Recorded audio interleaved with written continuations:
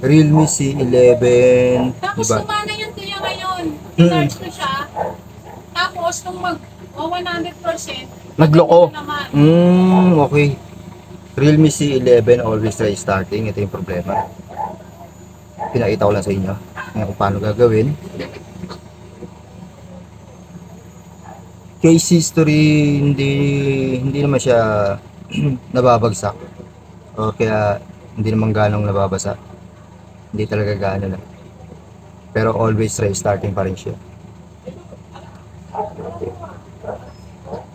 Kahit naka-charge, always try starting. Then i-check natin yung loob nito kung ano problema nito. Check natin yung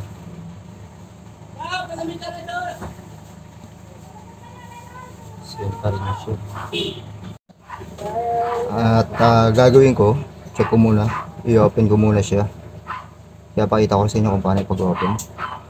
Using super tin nating metal spudger. Then yung ating second na legendary spudger.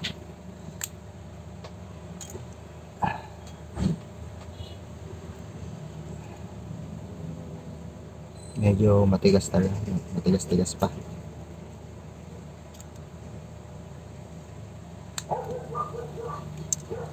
Then gamitan na natin ang super kuko natin. Super kuko talaga.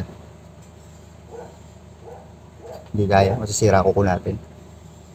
At nabaklas na natin si 11 intact, sealed pa rin siya, hindi pa rin siya nabubuksan. Now pa lang siya rin mabubuksan. Then yung process natin, ganun pa rin. Kailangan i-check ko rin, iangat ko yung motherboard, i-disconnect natin siya sa power switch kung may problema yung power switch. Na-remove ko na yung buong torch niya, saka yung screw. Then remove lang natin to ng maayos yung plastic cover sa motherboard. I-remove natin yung battery terminal. And iaangat ko muna yung motherboard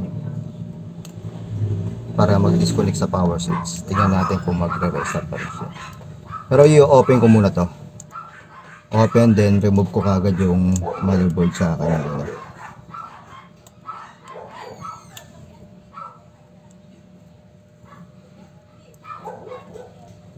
Automatic kagad, nag-restart kagad. Nakita niyo yung nangyari.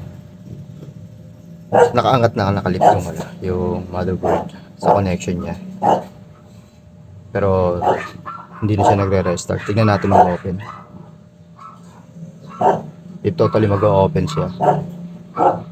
Nag-open siya. Touch natin. Nakita naman niyo hindi na siya nag-open. Hindi na siya kanina yung katulad niya nagre-restart. Ngayon, kapag binaba natin yung motherboard niya, i-connect din natin, i-disconnect natin. Magre-restart na siya ito.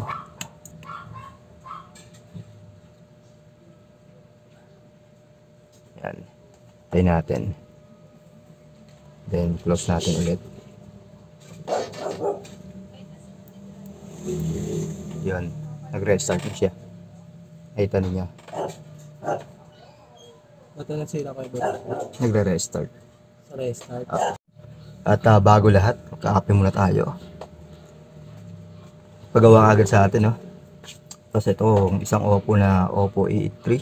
Iba yung program, check ko lang din itong muna. Ito muna uunahin natin. Kailangan magawa muna ito. At hindi mawala yung ating kape. Kape.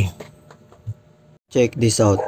Sa mga natin, subscribers, followers natin, repapips natin, ka-vapors, at yan sa mga katambayan natin. Ganito kadalasan yung madalas na mag-restart. Like nito. Yung corrosion, yung corroded, o kaya yung amag. Or mas madaling sabihin natin yung nagkaroon na ng burn yung kanyang power switch sa loob. Ay yung mga nagpa-cause ng always restarting. Try ko na lang ding i-cleaning to. Itong problema ng power switch ng Realme C11. And don't forget nga pala, support and subscribe sa my YouTube channel, iWave6792. Yung always restarting ng C11 Realme. Hindi ginawa lang natin ng paraan, nirepair lang din natin siya, kinilining natin yung power switch. Ito ibabalik yung kanyang membrane, ito yung membrane niya.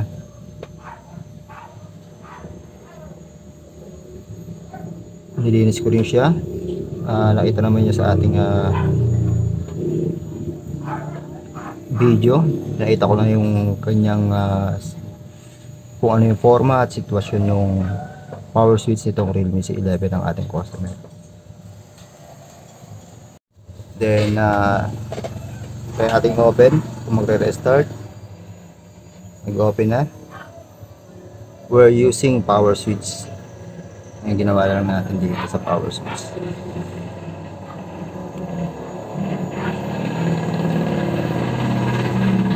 Diba na nga yung tora-tora? Napakaingay ng tora-tora. Kung narinig nyo yung maingay na yung tora-tora yun. Check lang natin to. Tingnan natin kung babalik pa yung ano. And nakapix na yung Realme C11. Nakapix na rin yung motherboard. Hindi na rin siya magre-restart. Tingnan natin kung gagaling yung kanyang power switch na repair natin. Gumana naman siya. Yun na yung ating final dito.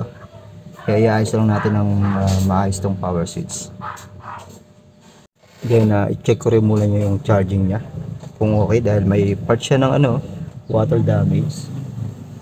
Kaya magandang i-check ko pa rin para sure tayo.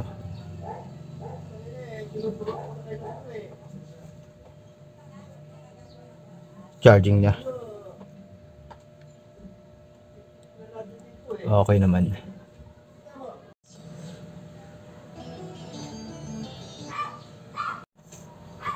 Then nagawa na natin yung Realme C11, yung always rebooting. Okay na siya. Then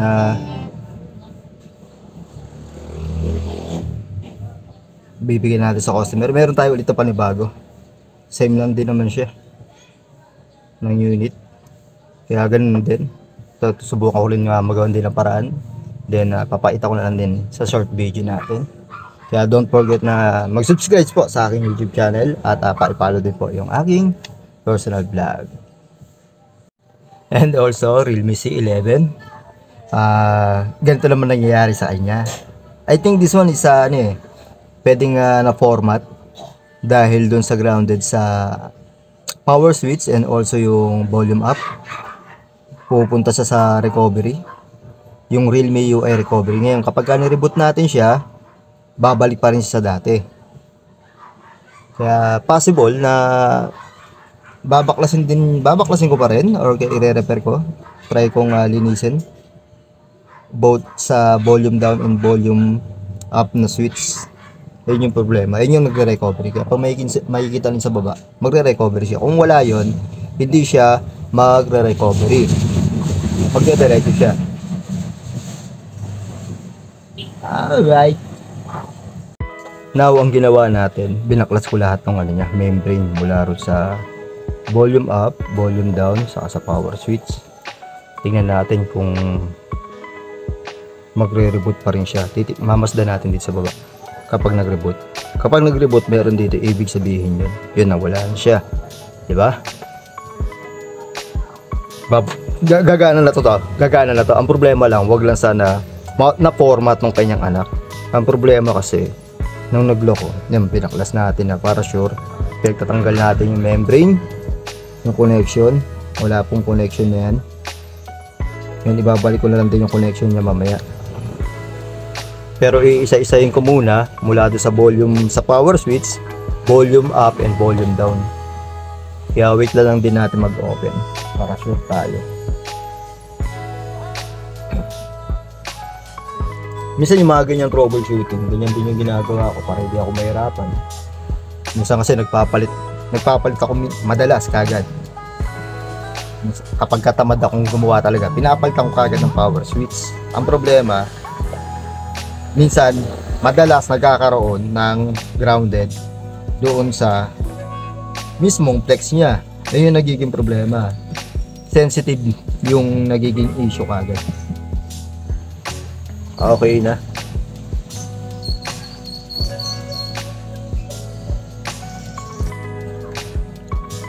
Yung aking PCB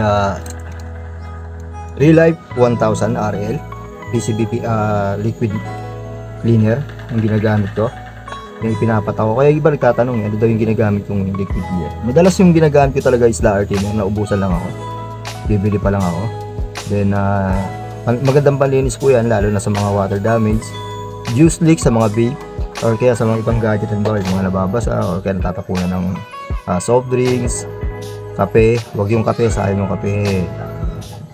Ayun yung ginagamit ko, panlinis yan, panlaban. Mas matapang yung liquid ng Relife 1000 RL 1000 for cleaning PCB board. Medyo matapang yun. At pagka bumili kayo ng ganun, iiwasin sa mga bata, lalo na yun sa mga, siyempre, mga baby natin. Ingat, baby ninyo, wala pa lang baby, damurig lang pala meron ako.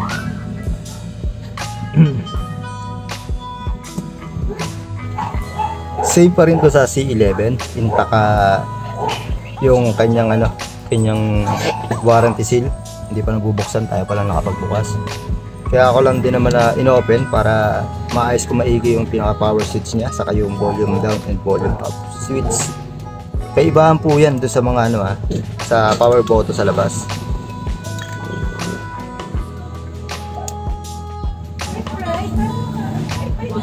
Okay na siya. Ito, okay na. Oo. Lahat talaga binaklas ko eh. Lahat eh. Para mawala eh. Akala ko nga kanina. Pero malambot pa naman. Malambot pa rin yan. Oo. Okay. Kaya lahat ginawa ko eh. Yung ginawa natin. Ngayon ang gawin mo na lang, order mo na lang sa talaga. Lazada. Meron to. Marami ka makikita ng yan. Sunset na yan Sunset yun. One set yun.